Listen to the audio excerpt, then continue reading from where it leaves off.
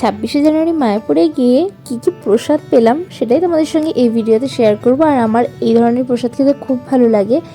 এবার আমরা কেটেছিলাম গীতা ভবনের টিকিট, আর বিরাট লাইন ছিল, দেখতেই পাচ্ছ। এখান থেকে ওই বিল্ডিংয়ে যেতে হবে, তবে তাড়াতাড়ি লাইন এগিয়ে গেছে।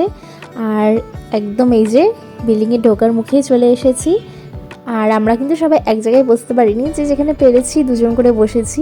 তো প্রথমেই শাল পাতা দিয়েছিল, আর সাথে জলের গ্লাস। আর এই মানে শুধু এই গীতা ভবনটাই কত বড়, তাছাড়া তো আরও আছে গদা ভবন, নামহট্ট ভবন, এরকম বিভিন্ন জায়গায় বিভিন্ন দামের টিকিট কেটে প্রসাদ দেওয়া হয়। তো আমরা এবছর মানে এবার নিয়েছিলাম এটা 70 টাকা করে টিকিট। আর এই যে প্রথমে একটা বেগনি দিয়েছিল, আর সেই সঙ্গে দিল প্রথমে ভাত আর একটা মিক্স সবজি, সমস্ত রকম মানে কুমড়ো, আলু আর অনেক রকম সবজি ছিল।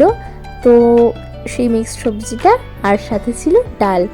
আর এরপরে দিল আরও একবার ভাত, আর এইবার দিল পনির আলু মটরশুঁটি দিয়ে একটা সবজি, আর সাথে আবারও দিয়েছিল ডাল। আর তারপরে দিয়েছিল একটা রুটি, আর শেষে পনির আলুর তরকারিটা আরও একবার দিয়েছিল, আর সবশেষে পায়েস দিয়েছিল। তো আমার তো এটা খেতে খুব ভালো লেগেছে, মানে সমস্ত প্রসাদটাই খেতে খুব ভালো লেগেছে।